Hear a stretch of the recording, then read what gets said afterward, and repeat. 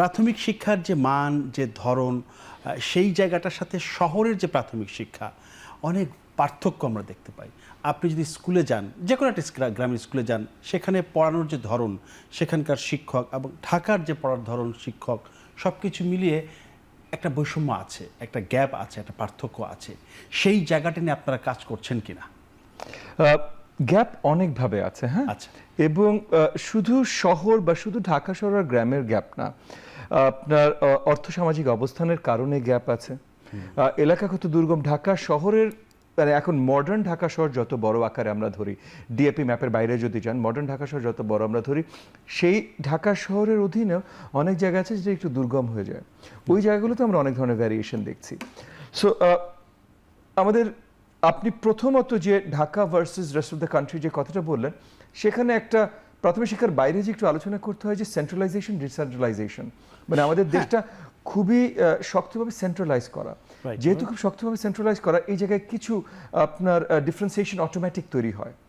But তাছাড়া আমরা দেখি ঢাকা শহরেও অনেক কিছু একটু দুর্গম এলাকা, একটু কেরানীগঞ্জের দিকে চলে যান বা একটু কিছু সাইডে চলে যান, এবং কেরানীগঞ্জ ওভারঅল না, বাট কেরানীগঞ্জে কিছু কর্নারে চলে যান বা মিরপুরের কিছু কর্নারে চলে যান, যে জায়গাগুলো আপনার ওখানে যারা বসবাস করেন তার অর্থসামাজিক অবস্থা একটু নিম্ন দিকে, সেই জায়গাগুলোয় যে প্রতিকূলতাগুলো ফেস করে, আপনি যে গ্রামের কিছু দুর্গম স্কুলের কথা বলেন, এরকম অনেক জায়গায় আছে এই সিমিলার টাইপের প্রতিকূলতা ফেস করে। আবার কিছু জেলা আছে যেখানে টিচাররা যেতে চান না, মানে ওখানকার ব্যক্তিরাও, কারণ আমরা টিচার নিয়োগ করার সময় কিন্তু আমরা ক্যাচমেন্ট এরিয়া প্রথমে একটা ক্রাইটেরিয়া রাখি। অনেক বছর আমাদের নিয়োগ ঠিকভাবে হচ্ছে না, বা মাত্র 14,500 মতো আমরা নতুন নিয়োগ দিয়েছি, তারা এখন প্রসেসিংয়ে আছে। আমি আশাবাদী 3 থেকে 4 মাসের ভিতরে তারা শ্রেণীকক্ষের দায়িত্ব নেবেন। কিন্তু এই যে আমরা যখন নিয়োগ দেই, কিছু জেলা আছে যেই জেলাগুলোতে নিয়োগ নিয়েও তারা ওই জেলায় থাকতে চায় না, বা কিছু উপজেলা আছে, বেশ কিছু উপজেলা আছে, তারা ওখানে থাকতে চায় না, চলে যেতে চায়। এই চলে যাবার জন্য প্রক্রিয়ার জন্য ওই জায়গাগুলো খালি হওয়া শুরু করে।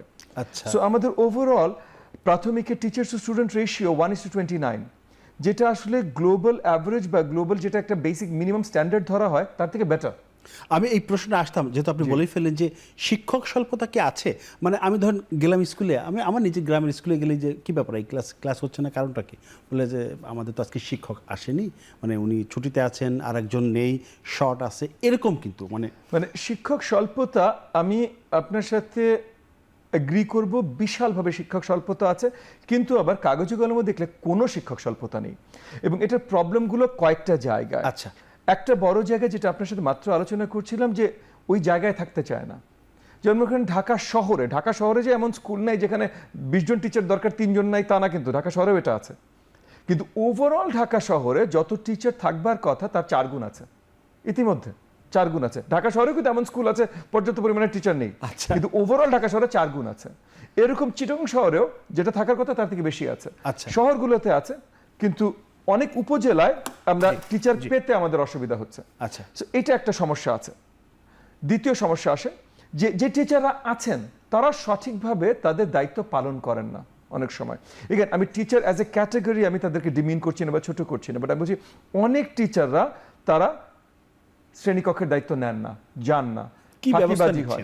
এখানে আমি আগে প্রবলেমগুলো আসি, তারপর ব্যবস্থাগুলো নিশ্চয়ই আসবে। যেহেতু আপনি প্রবলেমটা উত্থাপন করলেন, তো আমি মানে সবাইকে জানাতেও চাই আপনার শোর মাধ্যমে যে কত প্রবলেম আমরা ফেস করছি। কারণ এই প্রবলেমগুলোর কথা বলা হলো যে এই প্রবলেমগুলো পুরাতন, মানে অনেক বছরের প্রবলেম। এখন এটা সলিউশনের জন্য আমরা মানে দিনরাত কাজ করছি, কিন্তু প্রবলেমগুলো না বুঝলে লোকজনের হয়তো মানে একটা ভুল ইনফরমেশন চলে যেতে পারে, জনগণের ভিতরে একটা ভুল ধারণা থাকতে পারে যে আমরা এসেছি এখন এটা করলেন আপনারা না, কারণ এটা অনেক বছরের সমস্যা।